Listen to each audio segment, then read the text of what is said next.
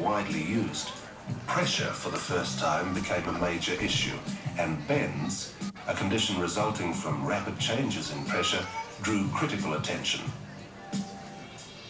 These large groper were once a greater fear to divers than sharks were, and they're still feared today in some countries. Stories abound of hard-hat divers being sucked towards the large mouth of the groper and its razor-sharp teeth.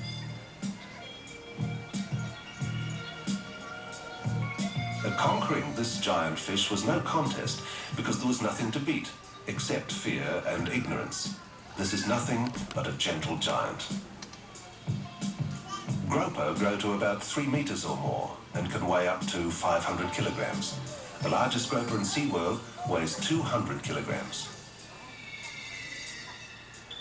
Seabee's hard-hat diving suit, forerunner to the suit that this diver is wearing, had one major limitation, and that was the air supply.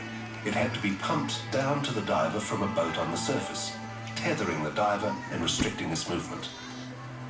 In 1864, however, 2 Frenchmen invented the system for compressing and storing air in portable cylinders. It was first used for diving in 1878. During the latter years of World War II, Commander Jacques Cousteau and a compatriot took out a patent for the aqualung, simply a self-contained underwater breathing apparatus, or as it's known today, scuba. The apparatus that this diver is using is the ultra-modern development of the aqualung. It's still based on the Cousteau-Gagnon concept, but using today's materials and today's technology, it's given the modern diver a far greater ability to explore, to discover the mysteries that are still kept locked beneath the sea, and to explode some of the myths that even in this, the information age, are firmly held misconceptions. Through the development of diving apparatus, we've gained an immense understanding of life under the sea. Diving has allowed us to study the behavior of the many thousands of marine species and, in many cases, protect those that are threatened. It is only through diving that we've come to understand this, the most feared life form in the sea, the shark. Generally regarded as a ferocious predator, an indiscriminate killer, and a man-eater. None of which does the shark deserve. It is certainly a predator and an efficient one, but it only kills for food. Unless provoked, then it attacks. Experienced divers no longer fear the so-called killers like the grey nurse, the largest of SeaWorld's sharks. However, the infamous white pointer is a shark that even the most experienced treat with respect and, if possible, distance. The grey nurse was at one time blamed for numerous unprovoked attacks. However, research has since shown that it's reasonably docile. Certainly docile enough to let a diver who's experienced enough to show neither fear nor aggression swim alongside and even to handle the shark. The grey nurse is a member of the fish family which has an air bladder, which means that it can remain practically motionless for some time, using its oxygen store. Whereas whaler sharks have to maintain a fair speed to extract life-sustaining oxygen from the water, which they absorb through glands in their gills. The whaler, there he is responsible for more attacks in Australian waters than any other species. Whalers are also known as bronze whalers, graceful whalers, and black-tip whalers, and they're a great deal more dangerous than the grey nurse. However, when they're properly cared for, fed, and not threatened, they show no sign of attacking.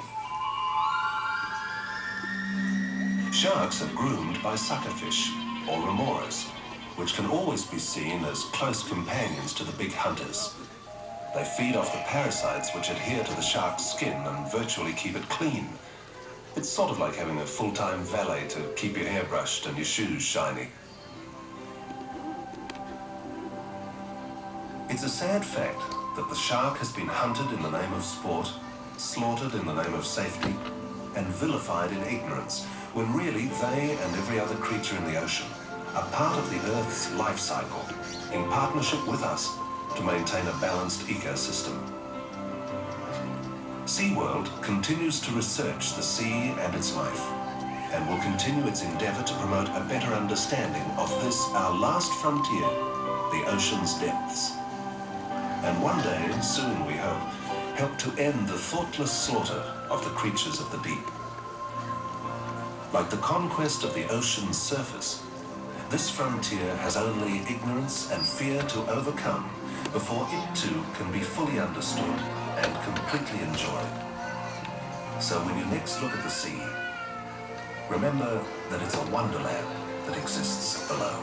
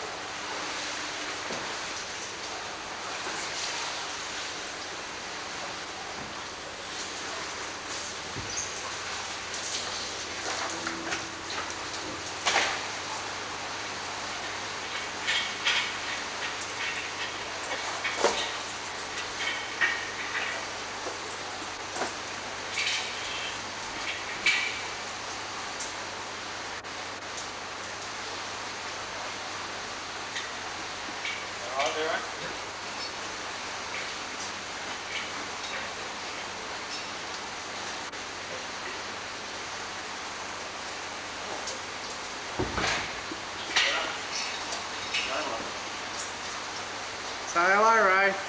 Hello, Ray. Free at last.